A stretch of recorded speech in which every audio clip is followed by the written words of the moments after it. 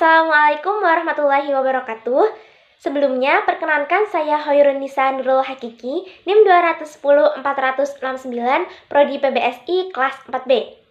Baik, di sini saya akan memaparkan hasil tugas individu kajian wacana saya, yaitu terkait peta konsep yang membahas kohesi dan koherensi dalam berita laman kompas.com edisi Mei 2022 bertajuk Pedas, harga cabai meroket hingga Rp90.000 per kilogram berdasarkan paradigma struktural.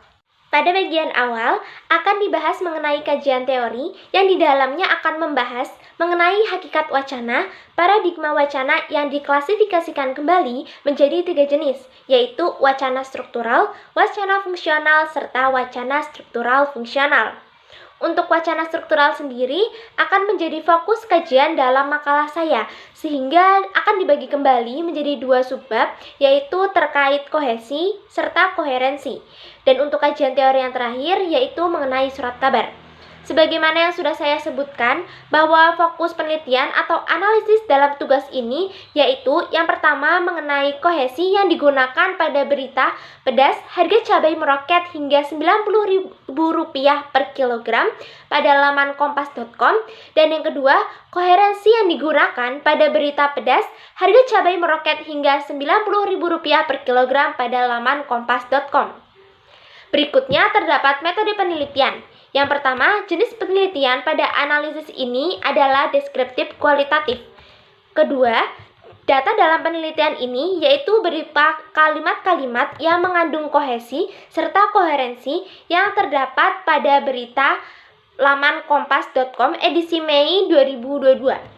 Ketiga, sumber data yang digunakan dalam penelitian ini adalah berita pada laman kompas.com edisi Mei 2022 bertajuk Pedas, harga cabai meroket hingga Rp90.000 per kilogram. Keempat, teknik pengumpulan data yaitu dengan metode baca dan catat, serta teknik analisis data dilakukan dengan metode deskriptif, yaitu dengan mengumpulkan data, mendeskripsikan, serta mengklasifikasikan berdasarkan jenis kohesi dan koherensi yang ditemukan. Selanjutnya, pembahasan pada bab pertama atau pendahuluan, yaitu terdiri dari latar belakang, rumusan masalah, tujuan, serta manfaat. Untuk latar belakang sendiri terdiri dari wacana, paradigma struktural, serta surat kabar. Selanjutnya pada bagian rumusan masalah terdiri dari 2 rumusan, yaitu apa saja bentuk kohesi yang digunakan dalam berita bertajuk pedas harga cabai meroket hingga Rp90.000 per kilogram, dan yang kedua, kohesi seperti apa yang ditemukan dalam berita bertajuk pedas harga cabai meroket hingga Rp90.000 per kilogram. Selanjutnya, untuk tujuan dari penulisan makalah ini yaitu yang pertama, untuk mendeskripsikan jenis kohesi yang terdapat dalam berita bertajuk pedas harga cabai meroket hingga Rp90.000 per kilogram, serta yang kedua, mendeskripsikan bentuk koherensi dalam berita bertajuk pedas harga cabai meroket hingga Rp90.000 per kilogram. Selanjutnya, untuk manfaat dari penulisan makalah ini terbagi menjadi 2, yaitu manfaat teoretis serta manfaat praktis. Beranjak ke bab kedua pembahasan, di mana dalam bab ini akan dijelaskan mengenai penelitian relevan, landasan teori, serta hasil analisis.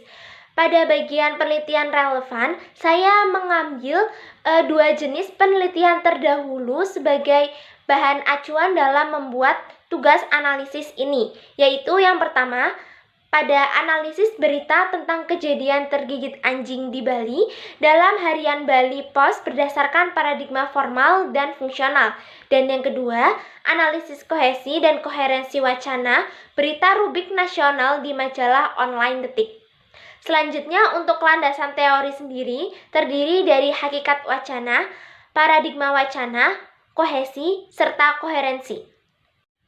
Untuk bagian hasil analisis data, seperti yang telah disebutkan sebelumnya, bahwa fokus dalam makalah ini adalah mengenai koherensi dan kohesi. Maka dari itu akan didapatkan hasil sebagai berikut, yaitu mengenai koherensi dalam teks serta jenis-jenis kohesi, di mana dalam jenis-jenis kohesi ini dibagi menjadi dua, yaitu kohesi secara gramatikal yang terdiri dari referensi, konjungsi, substitusi, serta elipsis. Dan yang kedua, kohesi secara leksikal yang terdiri dari repetisi, kolokasi, serta hiponimi. Lanjut ke dalam bab ketiga atau bab terakhir, yaitu penutup, di mana pada bab ini akan dibahas mengenai simpulan dan saran dari penulis. Baik, mungkin cukup sekian pemaparan yang dapat saya sampaikan. Kurang lebihnya mohon maaf. Terima kasih. Wassalamualaikum warahmatullahi wabarakatuh.